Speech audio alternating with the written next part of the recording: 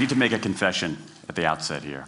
A little over 20 years ago, I did something that I regret, something that I'm not particularly proud of, something that in many ways I wish no one would ever know, but that here I feel kind of obliged to reveal. In the late 1980s, in a moment of youthful indiscretion, I went to law school. Now,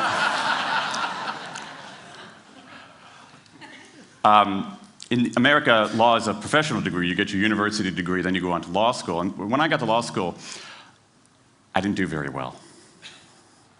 To put it mildly, I didn't do very well.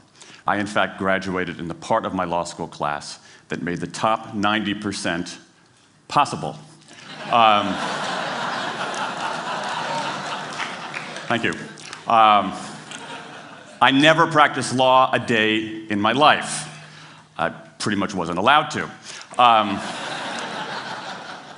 But today, against my better judgment, against the advice of my own wife, I want to try to dust off some of those legal skills, what's left of those legal skills. I don't want to tell you a story. I want to make a case.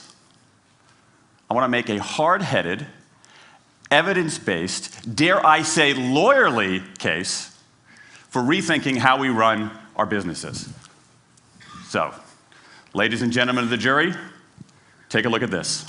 This is called the candle problem. Some of you might have seen this before. It was created in 1945 by a psychologist named Carl Duncker. Carl Duncker created this experiment that's used in a whole variety of experiments in behavioral science. And here's how it works. Suppose I'm the experimenter. I bring you into a room. I give you a candle, some thumbtacks, and some matches. And I say to you, your job is to attach the candle to the wall so the wax doesn't drip onto the table. Now, what would you do? Many people begin trying to thumbtack the candle to the wall. Doesn't work. Some people, and I saw somebody kind of make the motion over here, some people have a great idea where they light the match, melt the side of the candle, try to adhere it to the wall. It's an awesome idea, doesn't work. And eventually, after 5 or 10 minutes, most people figure out the solution, which you can see here. The key is to overcome what's called functional fixedness. You look at that box and you see it only as a receptacle for the tacks, but it can also have this other function as a platform for the candle. The candle problem. Now, I want to tell you about an experiment using the candle problem done by a scientist named Sam Glucksberg, who's now at Princeton University in the US. This shows the power of incentives. Here's what he did. He gathered his participants and he said, I'm going to time you how quickly you can solve this problem. To one group, he said, I'm going to time you to establish norms, averages, for how long it typically takes someone to solve this sort of problem. To the second group, he offered rewards. He said, if you're in the top 25% of the fastest times, you get $5. If you're the fastest of everyone we're testing here today, you get $20.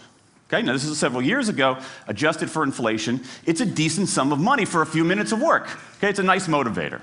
Question, how much faster did this group solve the problem? Answer, it took them on average 3.5 minutes longer. 3.5 minutes longer. Now this makes no sense, right? I mean, I'm an American, I believe in free markets, that's not how it's supposed to work, right? If you want people to perform better, you reward them, right? Bonuses, commissions, their own reality show, incentivize them. That's how business works, but that's not happening here. You've got an incentive designed to sharpen thinking and accelerate creativity, and it does just the opposite. It dulls thinking and blocks creativity. And what's interesting about this experiment is that it's not an aberration. This has been replicated over and over and over again for nearly 40 years. These contingent motivators. If you do this, then you get that. Work in some circumstances, but for a lot of tasks, they actually either don't work or often they do harm. This is one of the most robust findings in social science and also one of the most ignored. I spent the last couple of years looking at the science of human motivation, particularly the dynamics of extrinsic motivators and intrinsic motivators. And I'm telling you, it's not even close. If you look at the science, there is a mismatch between what science knows and what business does. And what's alarming here is that our business operating system, think of the set of assumptions and protocols beneath our businesses, how we motivate people, how we apply our human resources. It's built entirely around these extrinsic motivators, around carrots and sticks. That's actually fine for many kinds of 20th century tasks. But for 21st century tasks, that mechanistic reward and punishment approach doesn't work, often doesn't work, and often does harm. Let me show you what I mean. So Glucksberg did another experiment similar to this, where he presented the problem in a slightly different way, like this up here. Okay? Attach the candle to the wall so the wax doesn't drip onto the table. Same deal. You were timing for norms. You were incentivizing. What happened this time? This time, the incentivized group kicked the other group's butt. Why? Because when the tacks are out of the box, it's pretty easy, isn't it? If-then rewards work really well for those sorts of tasks, where there's a simple set of rules and a clear destination to go to. Rewards, by their very nature, narrow our focus, concentrate the mind. That's why they work in so many cases. And so for tasks like this, a narrowed focus where you just see the goal right there, zoom straight ahead to it, they work really well. But for the real candle problem, you don't want to be looking like this. The solution's not over here.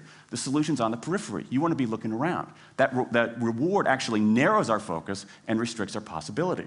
Let me tell you why this is so important.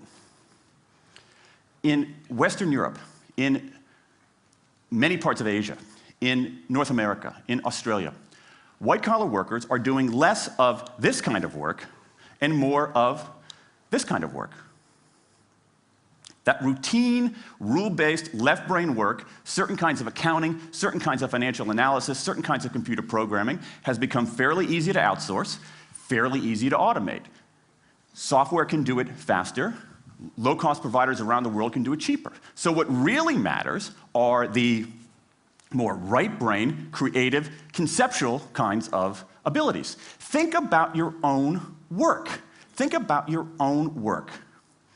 Are the problems that you face, or even the problems we've been talking about here, are those kinds of problems, do they have a clear set of rules and a single solution? No. The rules are mystifying. The solution, if it exists at all, is surprising and non-obvious. Everybody in this room is dealing with their own version of the candle problem. And for candle problems of any kind, in any field, those if-then rewards, the things around which we've built so many of our businesses, don't work. Now, I mean, it makes me crazy. And this is not, here's the thing, this is not a feeling, okay? I'm a lawyer, I don't believe in feelings. This is not a philosophy. I'm an American, I don't believe in philosophy. This is a fact. Or as we say in my hometown of Washington, D.C., a true fact. Let me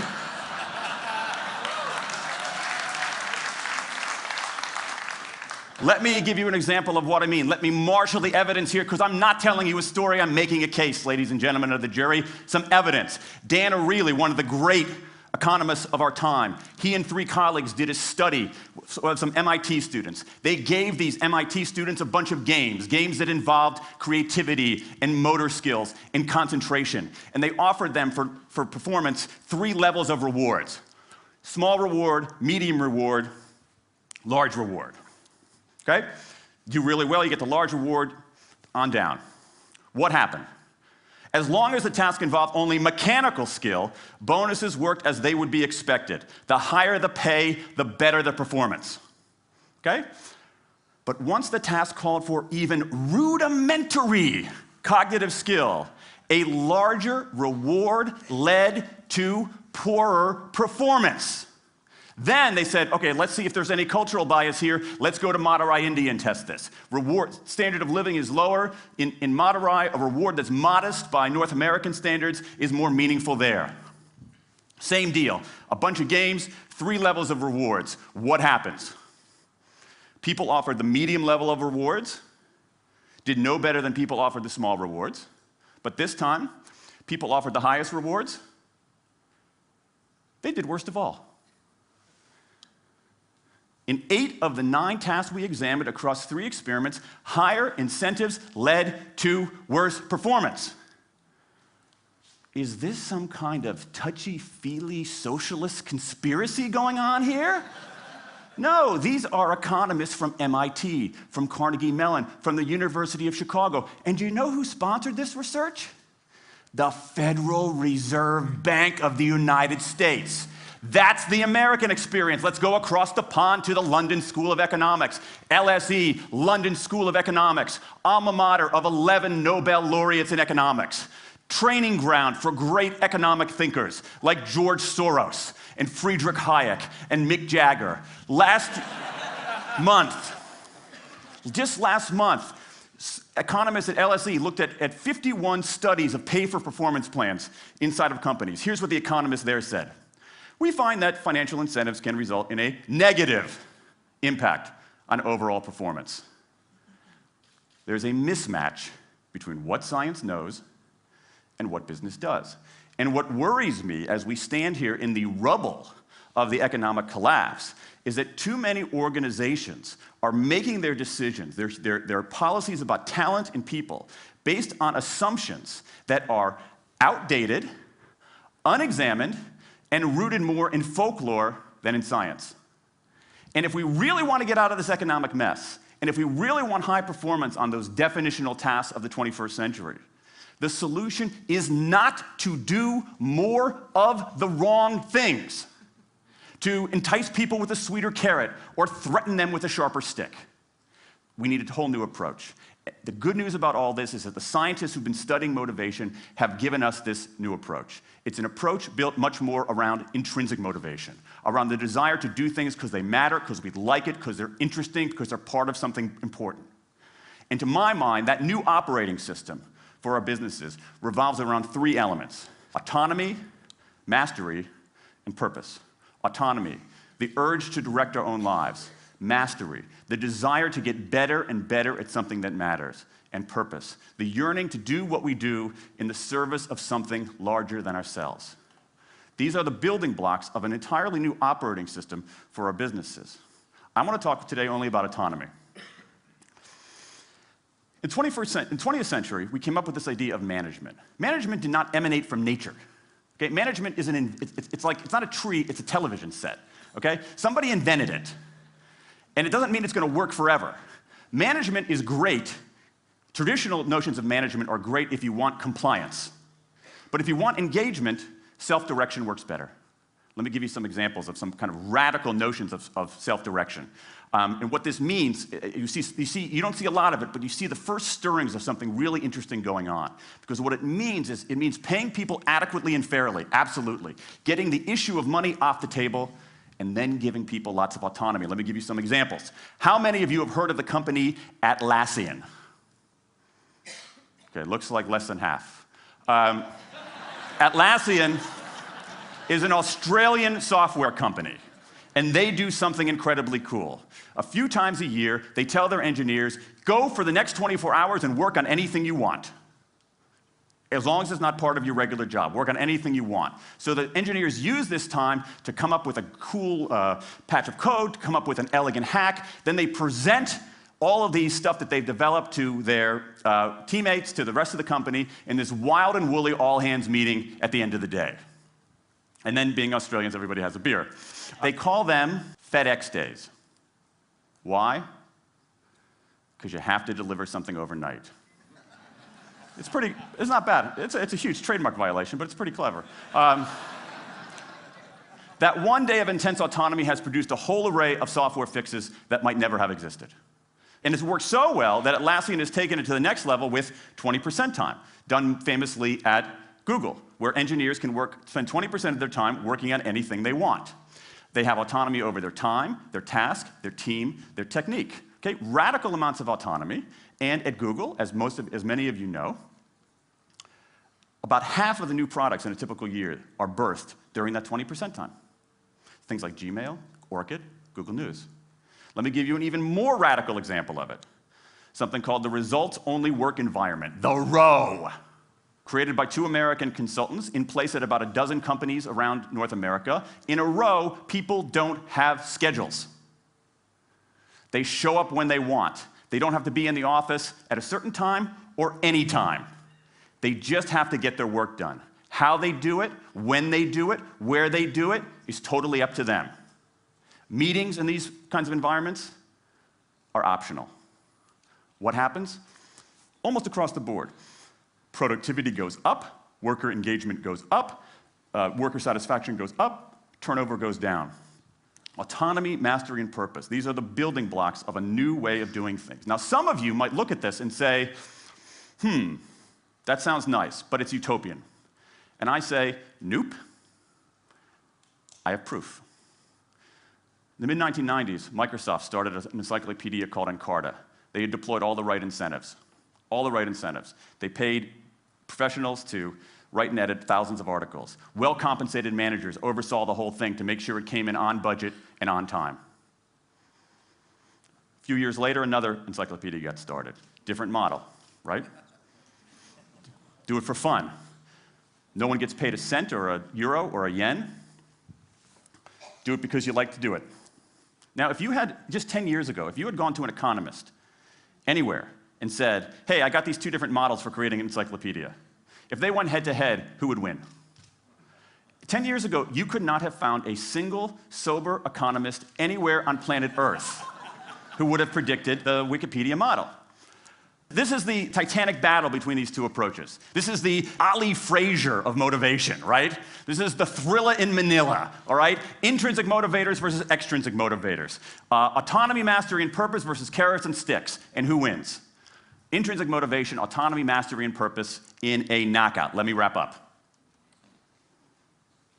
There's a mismatch between what science knows and what business does, and here's what science knows. 1, those 20th century rewards, those motivators we think are the natural part of business, do work, but only in a surprisingly narrow band of circumstances. 2, those if-then rewards often destroy creativity. 3, the secret to high performance isn't rewards and punishments, but that unseen intrinsic drive, the drive to do things for their own sake, the drive to do things because they matter. And here's the best part. Here's the best part. We already know this. The science confirms what we know in our hearts. So, if we repair this mismatch between what science knows and what business does, if we bring our motivation, notions of motivation into the 21st century, if we get past this lazy, dangerous ideology of carrots and sticks, we can strengthen our businesses, we can solve a lot of those candle problems, and maybe, we can change the world. I rest my case.